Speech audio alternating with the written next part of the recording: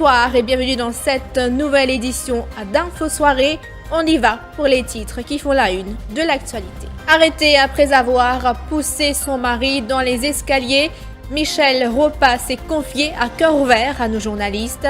Elle raconte sa vie et son calvaire aux côtés de son défunt mari, Raphaël Ropa. « Je ne suis pas une gold digger », dit la jeune femme. Si près de chez soi, mais pourtant coincée dans un autre pays, c'est le calvaire de nombreux Mauriciens dans l'île Sœur. Crise sanitaire oblige, ils n'ont pas pu rentrer au pays. Certains disent craindre de se retrouver à la rue. Test de dépistage massif à Bonne-Terre ce dimanche. Plusieurs cas positifs à la Covid-19 ont été enregistrés dans cette localité, désormais considérée comme zone rouge. Témoignage dans cette édition. 9 handisportifs mauriciens ont mis le cap sur la Suisse ce dimanche. Ils vont disputer des compétitions qualificatives pour les Jeux paralympiques de Tokyo, prévus du 25 août au 5 septembre. Et puis, Culture Vax Live, un concert caritatif pour accélérer la vaccination dans le monde. Les organisateurs de ce show affirment avoir récolté plus de 50 millions de dollars. Un cas qui a défrayé la chronique. Michelle Ropa est toujours sous le choc après le décès de son mari, Raphaël Ropa, 49 ans, depuis le 27 avril après le drame survenu dans leur villa à Grand-Gaube. Michelle Ropa est une femme affligée, accusée de meurtre. Elle a obtenu la liberté sous caution le 6 mai après 10 jours en cellule policière. Nous l'avons rencontrée à son domicile. Je ne l'ai pas tuée, c'était de la légitime défense, affirme la veuve. Dans la nuit du 27 avril, selon elle, son mari, sous l'emprise de l'alcool et de psychotropes, s'est disputé avec elle. Elle ne voulait avoir de rapport intime en raison de son état. La jeune femme se demande pourquoi les gens, notamment sur la toile, s'en prennent à elle. Elle veut rétablir les faits et martèle qu'elle n'était pas avec Raphaël pour son argent. Peut-être qu'à la fin, je parviendrai à prouver, à faire comprendre à tout le monde que ce n'était pas ma faute, que je n'ai jamais rien fait d'intentionnel, que je ne l'ai pas tué. Beaucoup qui se demandent, est-ce qu'elle a tué son mari? Je ne l'ai pas tué. C'était un accident. C'était la légitime défense.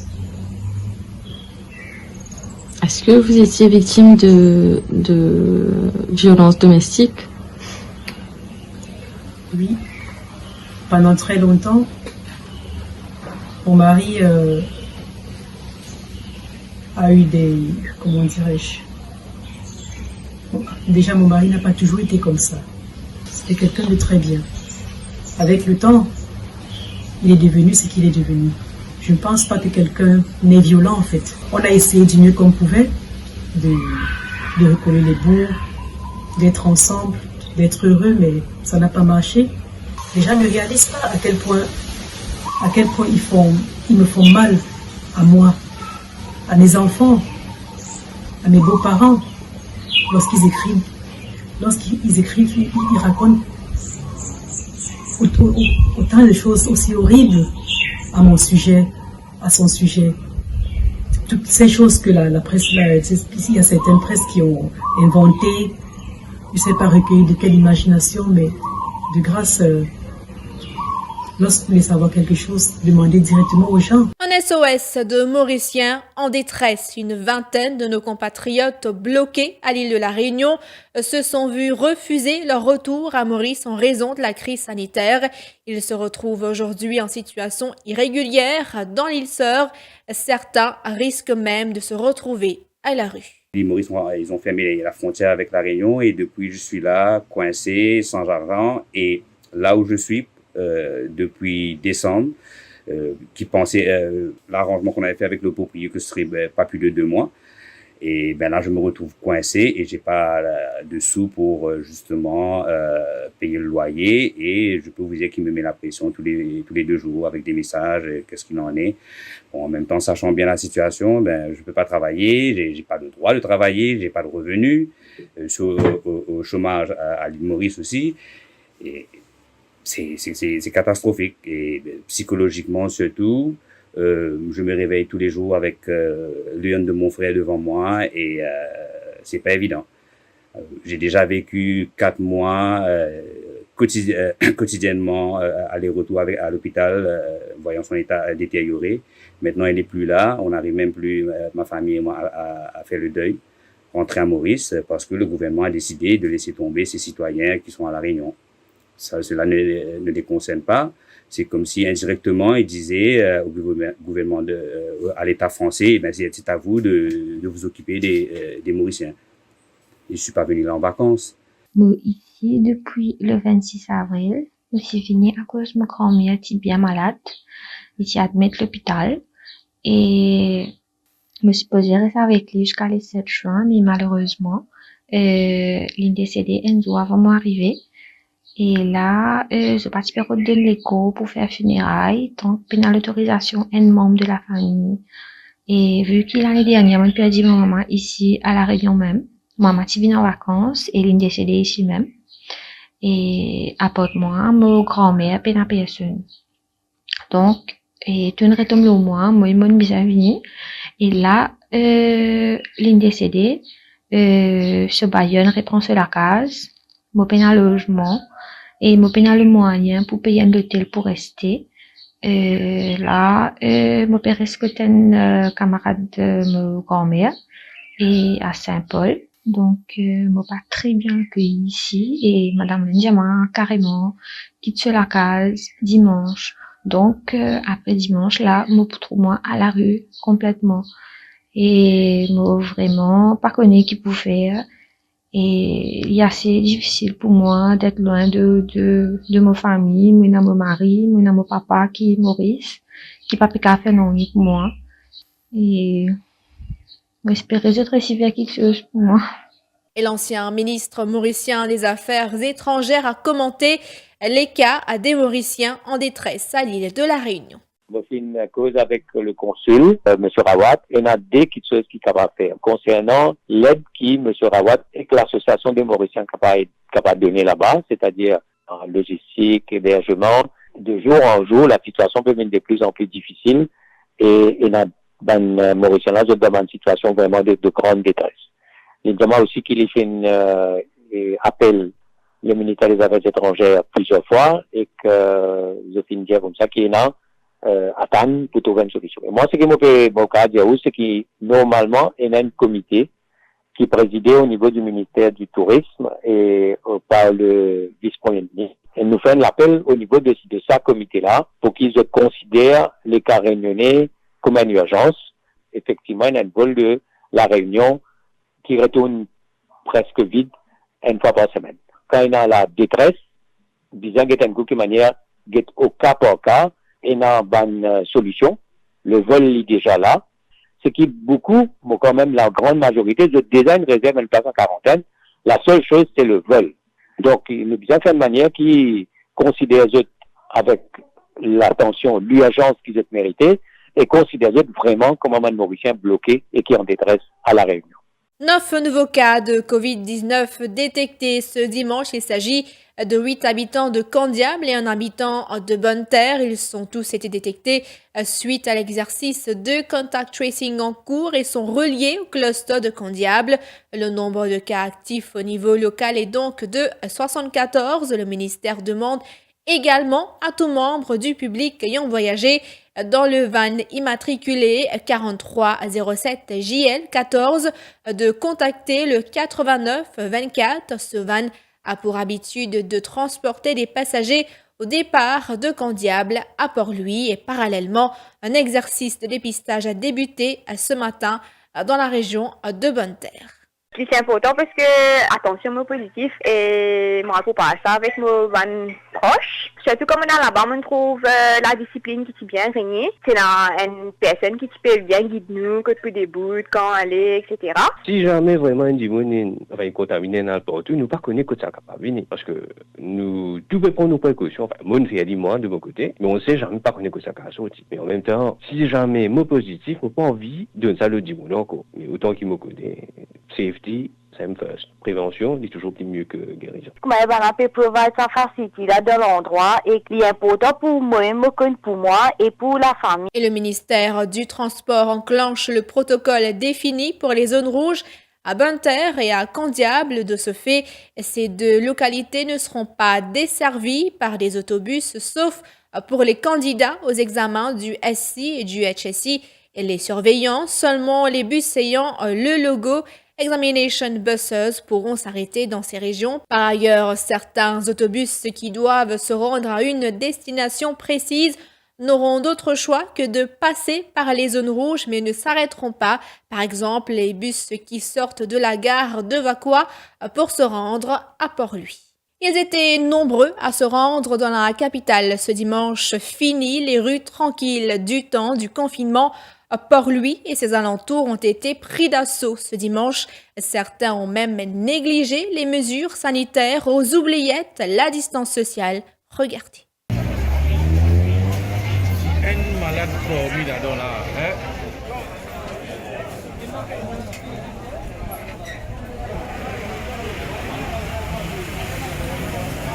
Nous nous retrouvons après la pause pub.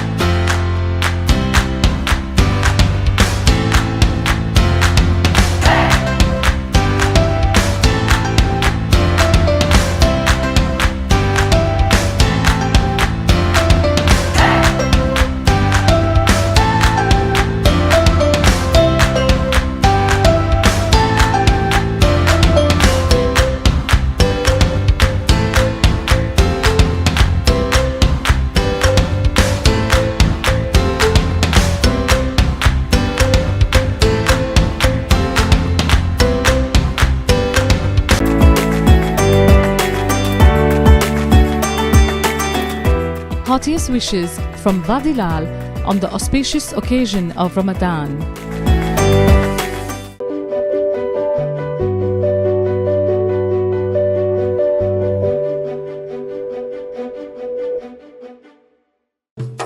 Eagle Brand Spices présent plus qui 100 ans dans la cuisine. Beaucoup Mauriciens ont grandi en saban savela. Nous avons désenvoyé tes épices pour tout type la cuisine, pour tout ban Mauricien. Vous pourrez trouver nos ban produits à ban petit prix et dans tout ban supermarché et que la boutique Précotou. Eagle Brand The Spice Master.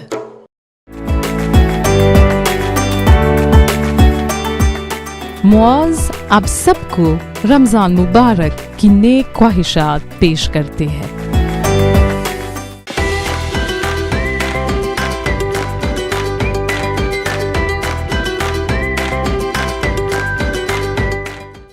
Pas d'erreur, c'est le sieur.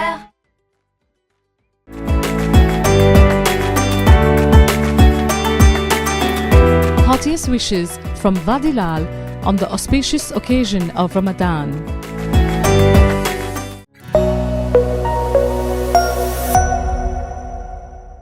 Ils sont fin prêts, 9 handisportifs mauriciens ont mis le cap sur la Suisse ce dimanche après-midi. Ils y disputeront des compétitions qualificatives pour les Jeux paralympiques de Tokyo prévus du 25 août au 5 septembre. Nos athlètes participeront au Grand Prix Notwheel du 14-16 mai, puis ils enchaîneront avec les championnats suisses les 21 et 22 2 jours après. Ils tenteront de briller au Daniela Judzela Memorial, une occasion donc à saisir pour les locaux afin de décrocher le sésame qui leur ouvrira les portes de Tokyo. Début confinement, nous y pensons que nous pas prendre un confinement et que nous sommes capables à la Suisse. Nous attendons environ 2 semaines que nous connaissons, que nous sommes capables d'aller. Très contente, mais à la fois stressée parce que nous devons suivre un protocole sanitaire, nous devons concentrer sur nos compétitions, mais nous sommes capables de faire bien ça. C'est quoi l'objectif maintenant? L'objectif, c'est nos qualifications pour Tokyo, qui est en fin août, début septembre. D'accord, mais la préparation s'est bien passée? La préparation s'est bien passée malgré le confinement. Nous continuons de travailler à la maison et à 2 semaines avant le déconfinement, nous avons la vague pour retourner au stade. Donc, nous avons un petit retard, nous réussissons à rattraper. Mais je pense que vu que la piste de Notwheel et Urban, c'est les pistes rapides, donc c'est sûr que nous avons besoin de faire bien et améliorer nos chronos. Je suis confiant, malgré la situation pas facile. Nous répondons la piste un peu dans le tout ça. Mais je suis confiant que je vais voilà, c'est mon travail pour ça et pendant des années. Et voilà, mais je suis résultat là. D'accord, depuis combien de temps tu as visé une qualification pour les Jeux paralympiques? Depuis 2019, en fait depuis avant, mais mon travail au fur et à mesure, année en année, mon vie, et du coup, je allé, retourner, je amélioré mes performances, mais là c'est juste une question de secondes qui est facile, moi, des secondes, et je me confirme encore. Mais comment ça s'est passé la préparation? Préparation, je n'ai pas fait le gros travail que je viens faire parce que la situation Maurice c'est pas facile. Mais malgré ça, nous c'est le travail, nous avons un équipement à la maison, nous compense ça, manque de piste là, mais je suis confiant de ma tête, je suis confiant qu'il est capable de faire. Bon, vraiment, nous sommes contents de aller parce que un petit peu moins que 2 ans, nous n'avons pas fait compétition du tout dans la tête là surtout. Et bon, nous restons préparés. Là, ça dépasse pour maintenant nous connaître continuité, nous niveau nous souhaiter, nous situer. Et nous pensons pour retourner avec une qualification, on espérait. Nous confions là et bon, il y a beaucoup de mesures sanitaires, nous avons très strict là-bas et nous pour aller partout. Nous devons faire bien attention, donc c'est une double responsabilité qui attend nous là-bas et nous devons prendre bien précaution. Et voilà, j'espère nous retourner avec l'honneur. D'accord, mais sinon, Jean-Marie, est-ce qu'il y en a deux athlètes qui déjà pratiquement assurés d'une qualification déjà? Oui, maintenant, je ne veux pas reconnaître que ça n'a. Je ne veux pas dire nous officiellement que ça n'a. Je pense de ne pas attendre tout en juin pour dire tout le monde pareil. Et nous parlons culture à présent, un concert d'1 heure pour réclamer une vaccination mondiale plus rapide contre le Covid-19. Près de 22 000 personnes, toutes vaccinées, ont pu assister à Vax Live, un show enregistré la semaine dernière et diffusé hier à la télévision américaine et sur YouTube. Ce concert, co-présidé par le prince Harry et son épouse Meghan Markle, a réuni des stars de la pop et du rock comme Jennifer Lopez et Selena Gomez. Des personnalités politiques et religieuses ont aussi envoyé un message vidéo dont Emmanuel Macron. Joe Biden a enregistré un court message vidéo dans lequel il appelle les Américains hésitants à aller recevoir une injection. Depuis Rome, le pape François a aussi enregistré un message pour appeler la communauté internationale à suspendre temporairement les droits de propriété intellectuelle sur les vaccins. Fin de cette édition d'Info Soirée. Merci d'avoir été des nôtres. Rendez-vous demain pour une prochaine édition.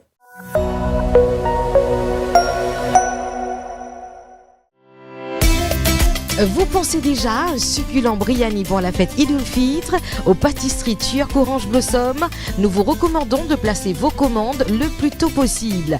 Contactez-nous par WhatsApp au 5 818 6002 pour vos commandes de Briani et Kabsa et 5 794 39 73 pour les pâtisseries turques. Adali, rue La Bourdonnais, Port-Louis.